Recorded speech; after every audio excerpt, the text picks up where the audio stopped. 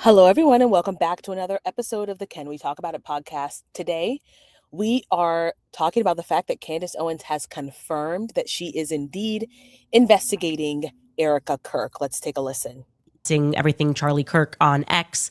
He writes, Erika is the reason Charlie even got involved in the Falkirk Center. And then the spinoff of Turning Point USA Faith, she was brought in as his handler to move him in that direction. She had him starry-eyed and wrapped around her finger. Go, Max. Love you, Candace. Keep shining the light on evil.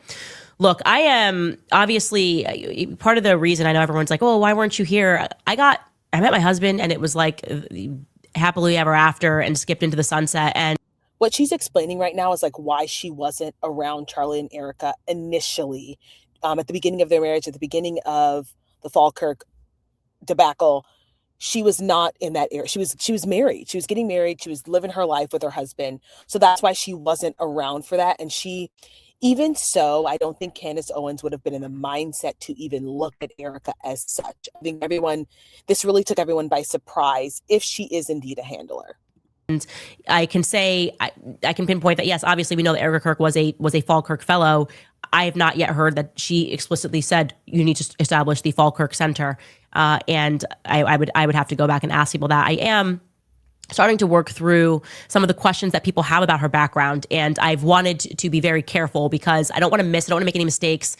And I want to understand it. I want to understand a lot of the different things that we're all seeing on X about the charities that she was involved in and the overseas stuff. And, she says she lived in China and she says that she lived in Costa Rica. And so here's what Candace Owens is doing right now. She's actually sending out a warning to Erika Kirk right now. She's saying all of these claims that people are making on X, I'm going to investigate every single one of them to make sure they are not true. So she's actually letting Erika Kirk know in advance that she better get her ducks in a row. She better get her, her story straight. Now, I firmly believe that Candace Owens has been looking into Erika Kirk for a very long time. She was just waiting for her to lie. So the minute Erika Kirk lied about, Charlie Kirk, Charlie Kirk saying that people were going to kill him, that he was worried about that, she goes, okay, you're giving me reason now to not believe you. I actually believe that she's been looking into Erika Kirk for a very long time, but is wise enough to say that, to not say anything about it to the public. Candace Owens understands public perception very well. She also understands people. She understands the delicate situation that we were in. She was not going to immediately following Charlie Kirk's death start to investigate his widow publicly. I think that Candace Owens already has started a train of investigation on Erika Kirk, but is just working through some of the lies or truths that Erika Kirk has told. Now, she explained to us today that at one point Erika said she was living in China when she'd only been there for a couple of weeks, and then she said she never lived in China. So again, what Candace, if you haven't figured it out, Candace is giving Erika Kirk enough rope to hang herself with and just letting her lie. We've seen the same thing with Fort Huachuca. Candace Owens asked Erika Kirk for an alibi, and she has yet to give her a real alibi. Right? She's like, well, here's the photo, here's the thing, but she's like, wait a minute. Just show me Charlie Kirk's number and I'll know that was him, right? And Erika has all these, these rationales for why she will not, these excuses. So Candace is indeed looking into Erika Kirk. She's indeed looking into every single claim that's made on X. And I think it's a good thing. And when and for what? A lot to kind of go through, and it's taking a lot of time, but I do intend on doing an episode dedicated to that in the future. But I also want to give her the opportunity to respond to any questions that I have. And I appreciate this. See, this is where people want to shame Candace Owens, call her stupid, call her crazy. But this is the part of legitimate journalism that I appreciate from Candace, where listen, I'm going to ask questions and you have the opportunity to respond. And if you have nothing to hide, answer the questions. Now, people are like, who is Candace Owens? She doesn't, why do we need to answer to her? You don't have to. That's actually your right. You don't have to answer to her, but then you don't get to be upset when people jump to conclusions, because nobody is really doing real journalistic work around the Charlie Kirk assassination. Not a lot of people are doing investigative work. They are just going with the mainstream narrative and they're okay with it. So you're right. Erika Kirk does not have to answer Candace Owens one bit, and I don't know if she even will. But when you do that, then you leave things open to interpretation. So it's sort of a, you've got to pick and choose, if you're Erika Kirk, what you want people to believe here. Unfortunately and fortunately, Candace has a lot of pull. She has a lot of influence. And so when she starts asking questions, Erika Kirk it's going to be a better decision, a wise decision for Erika Kirk to start to answer them. Now, I want to show you this regarding Erika Kirk. Well, so some people are saying on social media, you can see a couple of the posts here. I think what you're not understanding is the orphanage that she had and that she ran in Romania, where children came up missing and it got accused, the whole orphanage got accused. Erika Kirk's past in Romania has always been the one chapter nobody was allowed to touch, but now the silence just cracked. A former employee from that Romanian orphanage has finally come forward, and they're claiming Erika didn't just hide documents, she allegedly ordered staff to burn them. And these weren't random files. According to this employee, they were records that could directly connect Erika to decisions she spent years denying. The missing children, the forced adoption, the suspicious donors. But the part that really makes people uncomfortable is that this employee says the burning didn't happen quietly or once, it was done deliberately, under pressure, and with instructions that made it clear someone was trying to erase a paper trail completely. So the question now is, why was Erika's orphanage history systematically covered up, and why did nobody speak up till now? Okay, I'm going to say this because I'm going to give people the benefit of the doubt. When you are funding, quote unquote, funding an orphanage overseas, it's very difficult to actually manage who's coming in and out of there, what people are doing, right? People have insidious, nefarious motives. A lot of people who work with young children, orphans, don't view them as valuable or useful or deserving of dignity. So to play devil's advocate, it's very possible that she was just giving money, right, to this orphanage and had no idea that they were trafficking children or children were coming up missing. It's very possible that initially she didn't know that.